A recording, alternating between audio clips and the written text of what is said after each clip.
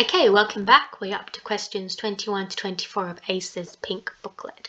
So this is a question based on prose about an interaction between Lady Louisa and this guy called George Brummel. Now, before I get into the question, I just want to pause here and say that one of the reasons I think that people who are very well read tend to do very well in section 1 is because you can really start making connections between what you're reading in the passage and other things that you've read. So for example, when I read this, I was kind of thinking in the back of my head, oh, it's very similar to Pride and Prejudice. If you've ever read Pride and Prejudice, you know that opening moment between Darcy at the ball, between Darcy and the Bennet sisters, and kind of where the conflict first starts happening. You kind of just, you're like, oh, it's kind of in the same style. I'm seeing some connections. It's obviously not a complete replica and there are differences, but I'm just kind of associating these things. And I think when you start doing that, it takes it from a very scary, confusing passage to something that is a little bit more understandable. And so, yeah, that would just be my biggest advice. I know obviously everyone's very constrained for time, but if you happen to have a lot of time before the Gamsat, just read as much as you can, because I think you're going to start seeing similar phrases pop up, similar tones, similar emotions, and you can kind of start making those links and make things a little bit more concrete. Okay, so my advice for prose is go straight to the questions. The reason is that often these questions, at least from what I have seen, they will step you through it. Very rarely is the first question, what is the theme of this passage? So question 21 says lines 4 and 5. So let's go to read it lines 1 to 5 and then stop there. And you can kind of break it down a little bit. So let's have a look. Louisa might well have wondered why Mr. Brummel was celebrated and why a duke's daughter need take care to impress a Mr. Brummel. So here's an interesting thing to note.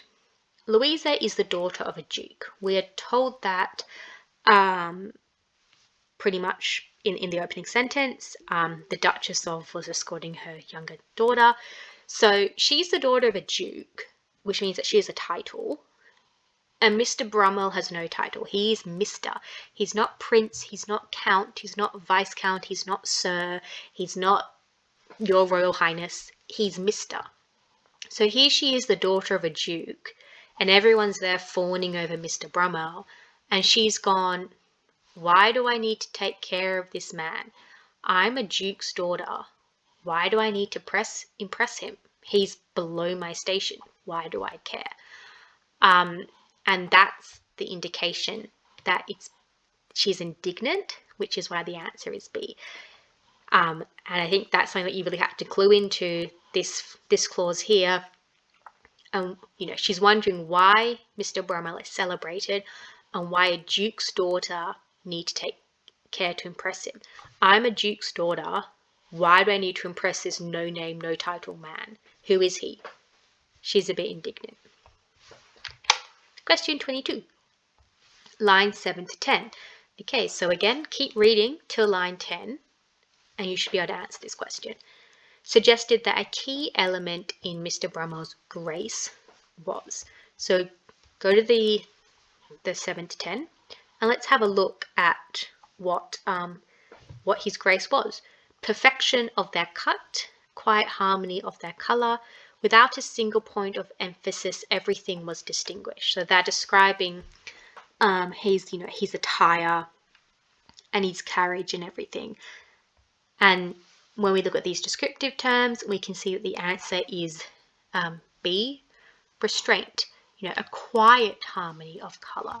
The colour is quiet and harmonious. It's not big and loud and shouting. It's not, red and gold. It's quiet harmony. But it's still a harmony, so it's not clashing. Without a single point of emphasis. So there's no one point. It's very restrained. It's very kind of like pared back, which is why it's restrained. I'll just go through the others quickly. So the word virility, if you don't know what virility means, it means strength, and it's generally used in more of a sexual connotation. You might say, a man is particularly has a lot of virility in sexual intercourse. That's kind of generally where you see it. In this case, I don't think it is. The other one was athleticism, so somebody who is athletic. And then D, a genuine desire to please. Again, there's not really an indication of that. So, question 23, the image of the chair. So, this is a physical chair, just to clarify. It's not a metaphorical chair. It is literally a physical chair, a sedan chair that is carried by porters. Think of, ancient Rome. We've got the emperor being carried around in his litter by his slaves. This is like a physical chair that is carried around for him, and is put. I don't know if it's an actual chair, if it's more like a little thing. I don't know, but yeah, the point is that it is a physical chair that people carry around and stick down whenever he needs it. So just imagine these men, these servants, are following Mr. Bramwell around, carrying a big heavy chair whenever he needs it. It's quite absurd, that idea. It's not solemn, it's not informal, it's actually probably quite formal, it's not humorous, it's absurdity.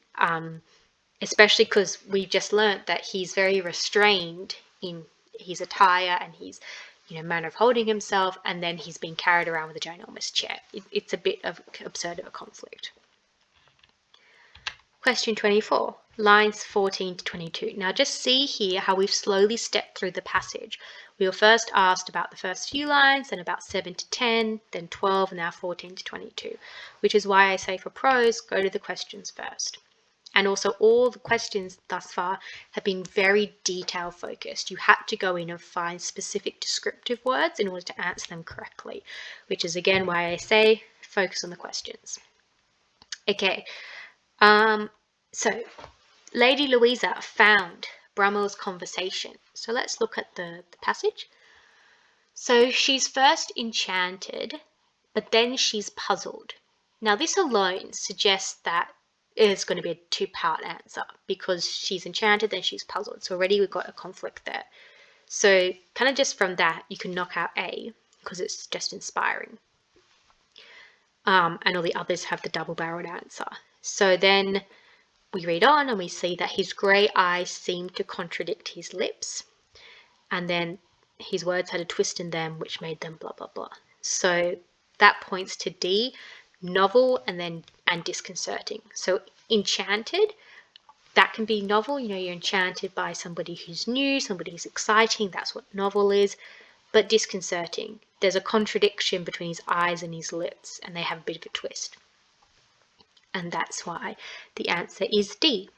Okay, hope that made sense. As always, comment down below if you have any questions. Next video will be questions 25 to 28.